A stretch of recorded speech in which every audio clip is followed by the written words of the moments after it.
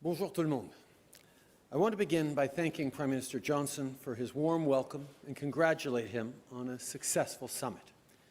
The G7 represents not only many of Canada's strongest allies, but our closest friends. And as our world faces the task of rebuilding from this once-in-a-century crisis, I cannot think of a better moment to meet. In the last 3 days, I've had the chance to meet with all the leaders of the G7, which includes President Biden, with whom I talked about coordinating measures at our borders as both of our countries move ahead with mass vaccination. We also touched on global issues, and bilateral issues such as jobs, climate change, and trade. I also sat down with Chancellor Merkel in her last G7 to discuss how we can continue to work together on shared priorities, whether that's beating COVID-19 or fighting climate change. J'ai également échangé avec tous les autres dirigeants et j'ai eu une audience virtuelle avec Sa Majesté la Reine avant notre rencontre en personne. Le sommet a été une occasion importante pour nous tous de resserrer nos liens en tant qu'amis et alliés. Ensemble, on a continué de travailler pour bâtir un avenir qui fonctionne pour tous nos citoyens, incluant bien sûr les femmes, les familles, la classe moyenne, les jeunes et les petites entreprises. Et pour arriver à cet avenir meilleur, il faut d'abord enrayer complètement la COVID-19. Au Canada, on a pu constater que les vaccins sûrs et efficaces sont le moyen de sortir de cette crise. La protection des Canadiens sera toujours ma priorité absolue et grâce au nombre de vaccins qu'on va recevoir cet été, notre pays est sur la bonne voie pour en finir avec ce virus. However, to truly beat COVID-19 anywhere, we have to beat it everywhere. That's something we've understood right from the start of this pandemic. That's why Canada has, to date, contributed $2.5 billion to help address this crisis globally. We are one of only 4 countries that has already paid our fair share to the ACT Accelerator, which supports global access to vaccines, tests, and treatments. But this pandemic isn't over yet. So through the G7, we're stepping up once again. Today, the G7 announced that our collective commitments will result in over 2 billion doses being shared with the rest of the world. Canada's portion is 100 million doses. To break that down, Canada's funding to the ACT Accelerator is helping 87 million doses be provided to developing countries.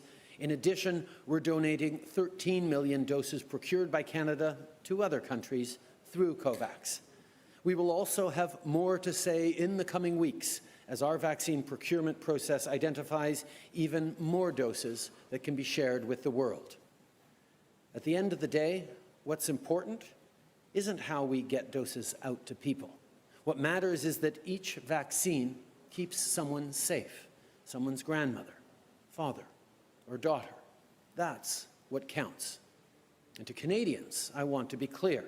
This global commitment on vaccines is in addition to and in parallel with our vaccine rollout at home. We have millions of doses being delivered into the country each week, and every day more and more people get their first and second shots. Over the course of this year's summit, we also had the chance to move the dial on another key challenge for our shared future, climate change. G7 countries represent some of the world's leading economies. Real progress means real action from everyone in this group. As Canadians, that's something we take to heart. Le Canada s'est engagé à atteindre la carboneutralité d'ici 2050 et on dispose d'un plan solide pour y parvenir. On a notamment fixé un prix sur la pollution qui fait de notre pays un chef de file en la matière, en plus d'investir dans les emplois verts et de soutenir les travailleurs. Et cette semaine, on a fait un autre pas en avant. On a affirmé clairement que les nouveaux projets d'extraction du charbon thermique ne sont pas compatibles avec notre objectif de bâtir une économie canadienne forte et résiliente et garantir de l'air propre pour les générations à venir. Bien sûr, on sait que la pollution n'a pas de frontières, Le Canada ne peut pas lutter seul contre les changements climatiques. Alors, j'ai été encouragé de voir les dirigeants du G7 s'engager collectivement à réduire davantage la pollution et à mettre fin au financement direct par les gouvernements de l'énergie au charbon à l'étranger d'ici la fin 2021, deux mesures que le Canada a déjà prises. Je salue également l'adoption du pacte du G7 pour la nature qui verra le G7 se joindre au Canada pour protéger 30 des terres et 30 des océans d'ici 2030, contribuant ainsi à freiner et à renverser la perte de biodiversité. Et pour aider les pays en voie de développement à pouvoir faire leur part pour le climat, le Canada va doubler jusqu'à 5,3 milliards de dollars sur 5 ans son financement climatique. For our part, Canada will continue to step up. Canada will double our climate finance commitment to $5.3 billion over the next 5 years, helping communities around the world fight and adapt to climate change. We're also making sure more of those funds tackle biodiversity loss and adaptation, and that more money stays in communities by expanding direct grants. Canada has consistently led on climate action, and we're doubling down on our commitment to clean air, middle-class jobs, and a sustainable future. As leaders of the G7, we not only have the responsibility to ensure our own citizens are safe and have good jobs and a bright future, we have the power to help make this a reality for people around the world. No matter where she lives, every girl should be able to pick up a backpack and go to school. Every woman should have the tools to lift herself and her community up. C'est le genre de monde auquel on doit aspirer. Et c'est pourquoi le Canada a investi 300 millions de dollars dans le partenariat mondial pour l'éducation pour soutenir l'éducation des filles dans les pays en développement. On a entamé ce travail en 2018 quand le Canada a accueilli le sommet du G7 à Charlevoix et a placé l'égalité des sexes au cœur de tous nos efforts. Au sommet de cette année, on a encore une fois intensifié ces efforts. Face à de nombreux défis, notamment l'égalité des sexes, les changements climatiques et la pandémie, la collaboration est le seul moyen d'avancer.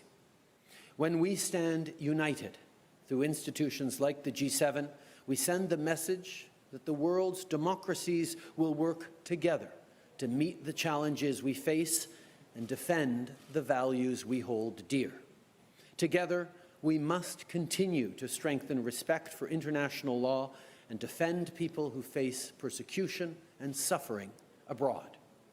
I want to thank all of our partners who have supported Canada in condemning the arbitrary detention of Michael Spavor and Michael Kovrig and joined us in calling for their immediate release, as well as reaffirming the G7's shared commitment to our initiative condemning arbitrary detentions around the world. At this meeting, Canada led the way on a common approach to addressing the challenges posed by China.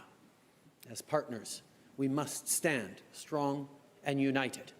And at this weekend's summit, we agreed to the action needed to do just that. Il y a beaucoup à faire pour rebâtir un avenir plus fort, plus juste et plus durable. Et ensemble, je sais qu'on est à la hauteur. Merci beaucoup. Je suis maintenant très heureux de prendre vos questions. Minister Stephanie Taylor with the Canadian Press. I'm wondering if you can clarify for me where these 13 million doses are coming from and when will you be donating them? Canada has long recognized that even as we move forward on vaccinating Canadians, in order to keep everyone, including Canadians, safe, we need to do our part to make sure everyone around the world is vaccinated as well. That's why we've committed 100 million doses to the vaccine sharing initiative that was announced today at the G7. Of that, many of those doses flow through the ACT Accelerator investment that we made in the beginning. And I'll point out that Canada and Germany are two of the only 4 countries to have met and even exceeded our commitments to the ACT Accelerator. as well as a number of doses that we have purchased in Canada that we are directing through COVAX to be distributed around the world. But it's important to remember that just giving vaccines to the world on their own isn't quite enough. We need medical systems, we need refrigeration systems, we need abilities to get those into arms around the world. And that's the role that the ACT Accelerator plays and where Canada has seen importance, not just in donating doses, but in also supporting the health systems. C'est important de souligner que nous reconnaissons que oui, il faut vacciner les Canadiens le plus rapidement possible, mais pour que les Canadiens et tout le monde soient en sécurité, il faut en finir avec cette pandémie partout. C'est pour ça que nous sommes en train de travailler avec l'accélérateur ACT et de faire des dons à travers COVAX pour s'assurer, une annonce aujourd'hui de 100 millions de doses à l'intérieur du 2 milliards de doses que le G7 a regroupées. Mais évidemment, on en a plus à faire. Mais il faut aussi souligner que ce n'est pas juste une question d'offrir des doses aux communautés à travers la planète. Des doses en elles-mêmes sont essentielles, mais pas suffisantes. Ça prend des systèmes de santé, ça prend du personnel, ça prend de la réfrigération, ça prend des infrastructures autour de ces doses pour s'assurer que réellement on puisse vacciner la planète le plus rapidement possible. Et c'est pour ça que le Canada est content d'être parmi les pays qui ont donné à l'accélérateur ACT justement pour s'assurer de cela. Thank you, but that didn't answer the question. What month and what year will you be donating these 13 million doses in surplus? A number of these doses are on their way as we speak. More will come in the coming months. And as I pointed out, there will be, because we know Canada was very successful in negotiating vaccine contracts, even more doses that were destined for Canada that we're going to be able to share around the world as we see Canadians getting vaccinated to higher and higher levels, and we simply do not need those doses. Comme j'ai dit, nous sommes en train déjà de partager ces vaccins avec COVAX, mais nous allons continuer de recevoir ou d'avoir des vaccins pour le Canada dont nous n'aurions pas besoin parce qu'on a négocié tellement de contrats avec les compagnies de vaccins qu'au fur et à mesure que les Canadiens sont de plus en plus vaccinés, on va pouvoir partager avec le monde pour protéger pas seulement la planète, mais les Canadiens aussi, quand vient le temps de regarder d'autres variants possibles dans les mois à venir. Good afternoon, Prime Minister. Murray Brewster with CBC News. The World Health Organization said yesterday that it needs 100 million doses right now. It needs 11 billion doses by the time we get to next year at this time. Is not the G7 commitment and Canada's commitment falling short of that appeal? The ability that we have to announce 2 billion doses today is a beginning. We know how much more there is to do, and as G7, we will continue to work to ensure that people get vaccinated around the world as quickly as possible. But those 2 billion doses, including the 100 million doses from Canada, are going to make a real difference right now. The United States, the UK, and Germany are all moving ahead with some form of improved pandemic early warning system. What precisely is Canada going to do to improve its early warning pandemic system? There are many things that Canada has been reviewing and working on, and we will continue to work to make sure that Canadians are protected from any future pandemic. We've certainly, all of us, learned lessons through this pandemic, and that was why the exciting presentation we had earlier today or yesterday on the 100-day plan to ensure that we can actually move quickly in any future pandemic right around the world in a coordinated, concerted way to respond to the very real threat that we now fully understand that pandemics pose to our economies, to our citizens, and to our world. Hi, Prime Minister. Abigail Beeman, Global News. On a domestic issue, the head of the Navy and the second-in-command of the military, who also oversees military police, went golfing with General Jonathan Vance last week. General Vance also under military police investigation. Should these two men keep their jobs? And what message does this send to victims of military misconduct? What confidence can they have that they'll get due process in their cases? Obviously, the two men in question need to answer those questions for themselves, but I know that the Minister of Defense is following up with the Acting Chief of Staff on this issue. Prime Minister, on China, you talk about action, specific action that will be taken. The communique was not specific on China. What can you tell us about action that Canada and that the G7 will take with China? Well, I think one of the things we've seen over the past many months and even years is all of us have responded in various ways to issues that have arisen regarding China. What we really came together clearly to say and to put forward today was a need to speak with one voice, a need to coordinate much more closely our working together and our focus on demonstrating that our approach of a rules-based system, our alignment on values, our promotion of the kinds of standards and opportunities for people around the world that we have always stood for is better aligned. A concrete example is the work that we're going to be doing on infrastructure investments in the developing world. Whether it's Canadian pension funds or equity capital around the world, there is tremendous expertise that working together we're going to be able to unlock to create growth, opportunities, and greater potential fulfilling for people around the world. These are the kinds of things that was very clear is the approach that the G7 is going to take. Hi, Prime Minister Paul Welty from the Globe and Mail. You had an impassioned speech, I think, from the South African president today. You've heard from Joe Biden, you've heard from President Macron of France, all supporting a waiver of intellectual property rights for vaccine development. Why won't Canada join that effort? Canada continues to be extremely active at the WTO in ensuring that we get more vaccines out to people, not just delivering them, but allowing them to be developed in places around the world. There is a lot of hard work being done on a consensus on that, and Canada is very much part of that. Do you support waiving IP rights? We are looking at every possible way to ensure that everyone gets vaccinated as quickly as possible. Okay. Nous allons toujours travailler avec nos collègues à l'Organisation mondiale du commerce pour s'assurer que justement on ait accès au plus grand nombre de vaccins à travers le monde. Nous continuons de travailler avec nos collègues là-dessus. Glenn McGregor, CTV News.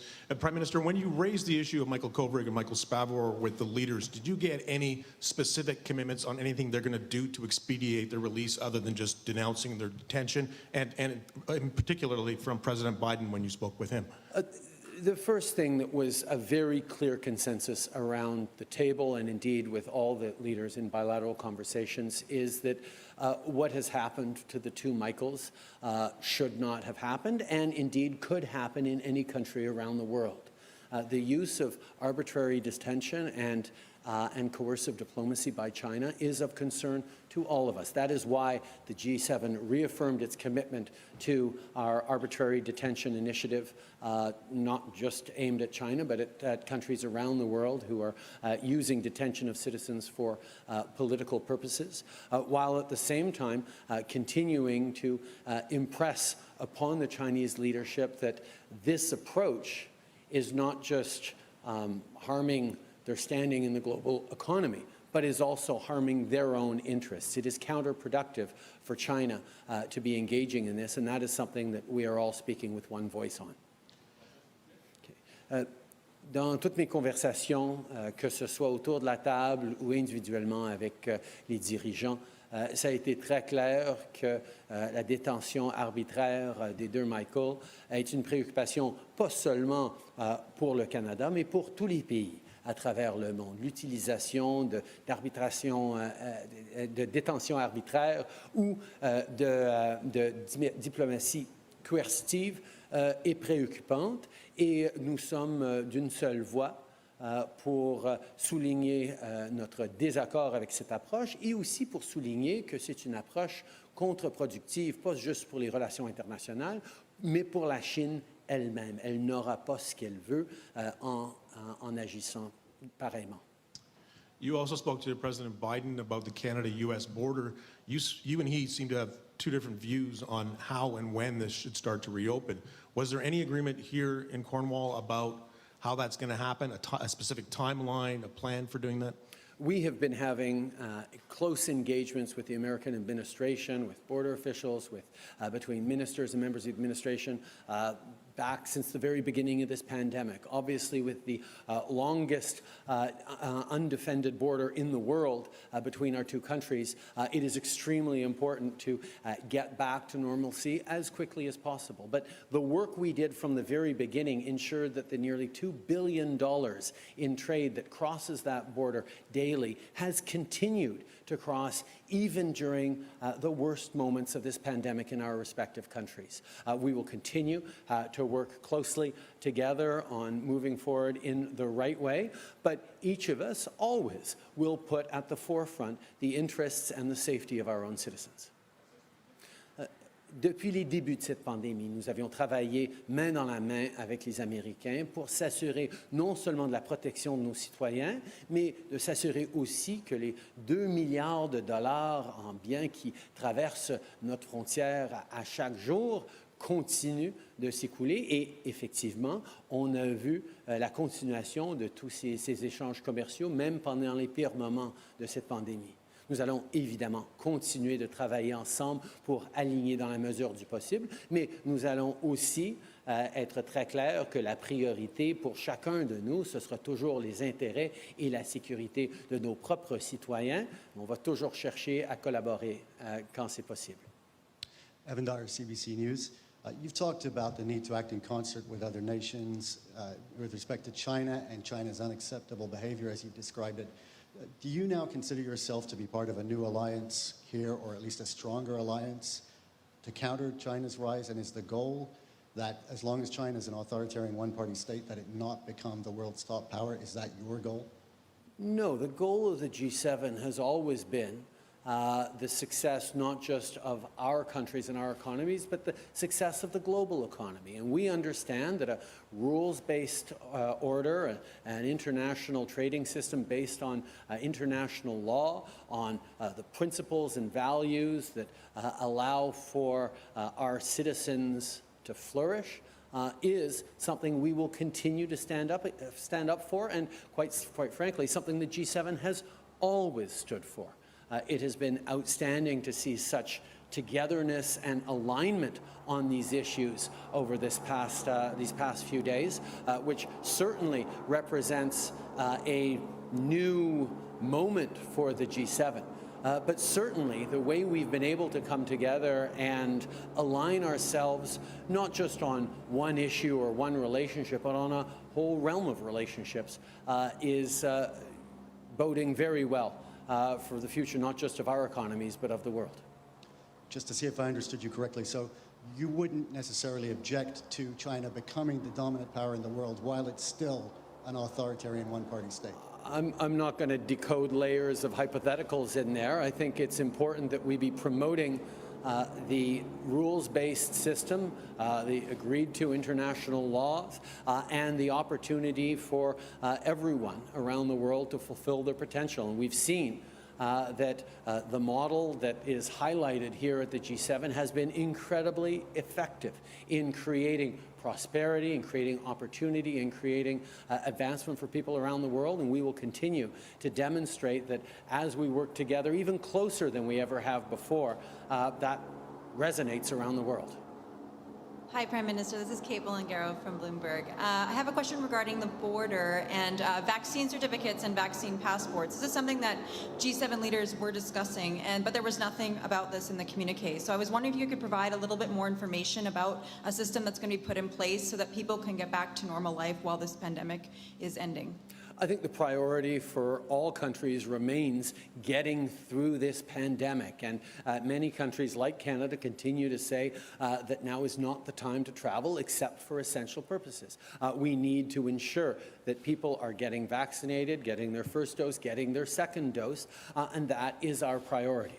However, we know full well that once people get fully vaccinated, once restrictions are starting to ease in our country, we will have people wanting to travel around the world. And that is certainly something we're looking at to ensure that whatever documentations, whatever processes Canada puts in place, they're able to align with our friends, allies, and indeed partners around the world. And we will continue to work together on that.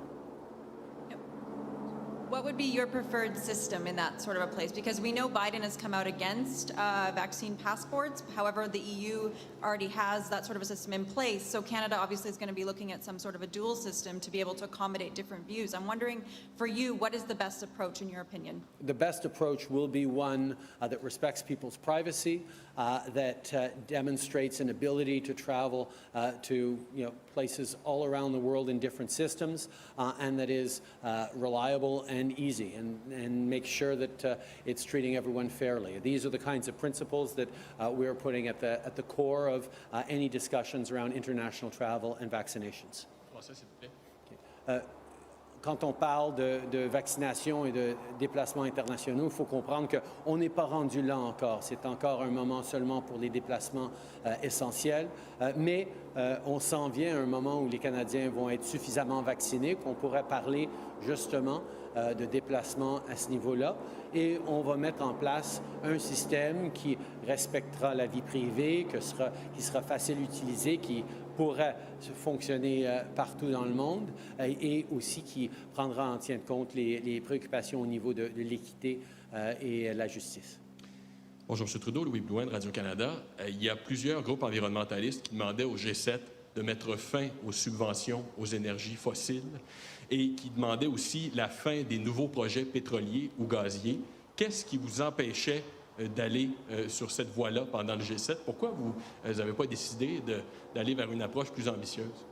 On a été très, très ambitieux dans notre approche. Nous allons continuer de respecter les engagements qu'on a pris dans le passé et par rapport aux centrales de charbon, par rapport aux mines de charbon thermique, par rapport à plus d'engagements en termes de financement pour le climat à travers le monde, où le Canada s'est engagé à doubler son engagement. Nous avions été ambitieux et nous reconnaissons que nous devons être encore plus ambitieux. J'aimerais vous entendre sur la Chine parce que ça a été un gros sujet en fin de semaine, ça va l'être aussi à l'OTAN demain. À vos yeux, la Chine, est-ce que c'est un adversaire ou c'est un compétiteur? Je pense que d'abord, il faut reconnaître qu'il y a des enjeux sur lesquels il va falloir qu'on travaille avec la Chine. Par exemple, quand on parle de changement climatique à l'échelle de la planète, la Chine doit faire partie de ces conversations-là. Mais à bien d'autres niveaux, ça va être un compétiteur en termes de commerce, en termes d'économie. Et un troisième point, il y a des enjeux sur lesquels il va falloir qu'on conteste directement la Chine, sur les droits humains, par exemple. Alors une position ferme, unie, comme on l'a établi ici au G7, qui continue à démontrer que notre approche, ancrée dans des valeurs partagées, dans le respect du droit international, est la bonne, pas juste pour nous, mais pour la planète, va continuer d'être la voie qu'on va suivre. I think in our conversations, we recognize that there are issues in which we will have to engage with China. Climate change being a perfect example. We cannot keep the world to less than 1.5 degrees of warming unless China is part of the conversation and indeed the solution. But in many other areas, on the economy, on trade, we will find ourselves in a competitive position with China. We will compete with them. And still in a third area, there will be a need to contest China, particularly in the matters of human rights. And that's where all of us, as a G7 and partners, are aligned in ensuring that we are consistent and united in our approach on these issues. Prime Minister Steve Sedgwick from CNBC. You've been an interesting observer of the distraction that's been Brexit, the growing row over the Northern Ireland Protocol between the EU partners here and Great Britain, and the host here, Boris Johnson, as well. You raised the issue, we understand, with the UK Prime Minister as well. A, how much of a distraction has it been to this meeting, to the coherence of this meeting as well? And B, do you see a roadmap out of this problem? First of all, it's not something that came up in our discussions around the table. I know there were probably some bilateral conversations. From my perspective, I reminded Boris that Canada was an integral part of the negotiation of the Good Friday agreements many decades ago, and we are committed to trying to see a path forward that works in the spirit and substance of those accords. And on a completely different issue, if I may, COP26 coming up as well. The oil sands, tar sands producers, they've got a plan for net zero by 2050. Is that good enough? A lot of it is based on technology, which is as of yet unproven on a mass scale and sequestration as well. Do you, sir, does Canada need to be more ambitious?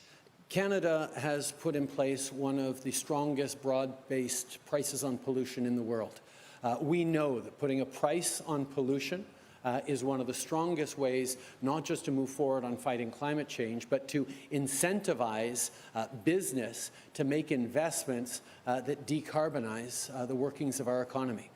We also, at the same time, know that transforming our energy mix is going to be extremely important. That's why the energy expertise by workers across this country are going to be put forward in initiatives like a recent agreement we signed on hydrogen, for example, on investing in critical minerals, which will be essential for zero-emission vehicles of the future. And when we talk about critical minerals, we know that China is right now a strong provider to the world of critical minerals, but Canada is a place where we have strong and stable supplies of that as well that could be of use in a reliable supply chain to the world. There are many, many conversations we have about strengthening our environment and creating good jobs in the future, and that involves being ambitious, as we have been, and setting not just ambitious targets for 2030, but showing a very clear plan on how we're going to reach those targets, as well as being deeply committed to net zero by 2050, which is something we're actually working very hard to pass in the House of Commons in Canada right now. Hopefully, we will see the necessary progressive parties come together to support that net zero legislation so Canada can continue to demonstrate real leadership on fighting climate change. Nick Robinson, BBC. Prime Minister, at a summit which was meant to demonstrate the value of democracies working together, how damaging is that war of words between the UK and the EU? And are you suggesting that Canada may have a role to play in solving it? First of all, around the table, what we saw was unprecedented alignment on all the big issues, whether it's fighting COVID, and preventing future pandemics, whether it's fighting climate change and growing our economies at the same time, or standing up for the democratic values that we know have been so beneficial to billions of people around the world. These are the things on which we are absolutely aligned. Now, there will always be bilateral issues and issues of concern that are meaningful that we work out and work through at summits like these. That's part of what these summits are all about. And as I said, Canada had a role to play in the signing of the Good Friday Accords decades ago, and are always willing to be helpful in any way that is relevant. Do you think Canada could play a direct role, though, when you talk about it being relevant? And if I may, the G7 in Cornwall risks being forgotten in the way that most G7 summits are forgotten. Beyond the beach and the barbecue and the royal banquet, what do you think the world ought to remember from this summit that will make a real difference?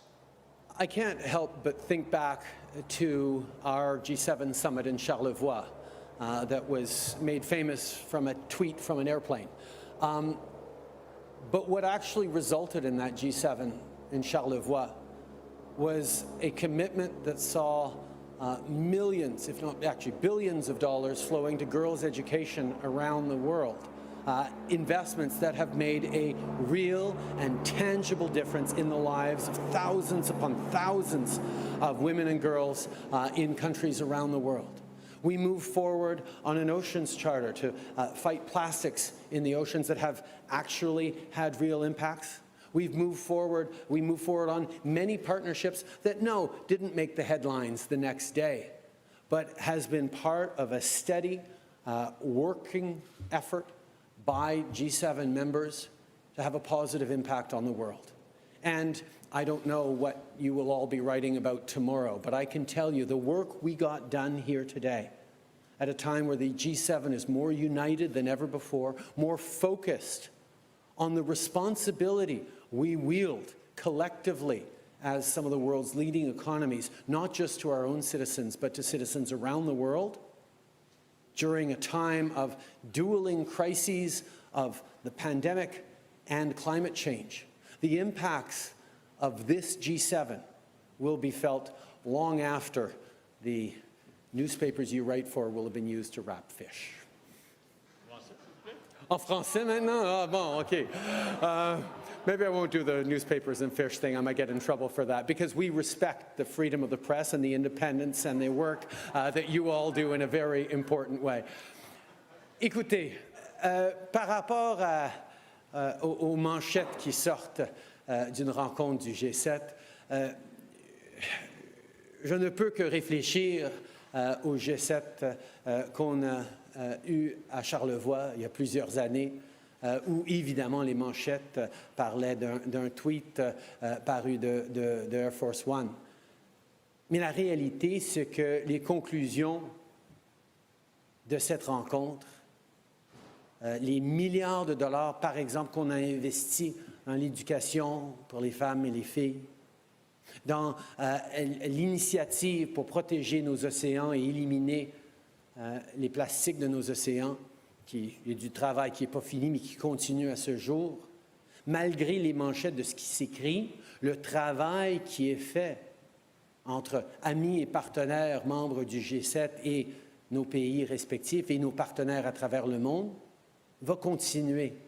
Et je ne sais pas exactement quelles seront les manchettes de ce G7, mais vous pouvez savoir que le moment qu'on a vécu ensemble, alignés sur les plus grands enjeux, que ce soit la COVID, que ce soit les changements climatiques, que ce soit la responsabilité collective que nous avons pour l'économie mondiale, pas seulement pour nos citoyens, mais pour les citoyens d'un bout à l'autre de cette planète. Le travail qu'on a accompli ici, mais le travail qu'on a commencé et continué ici, va avoir un impact réel pour des années et des décennies à venir. Merci beaucoup tout le monde. Where's that?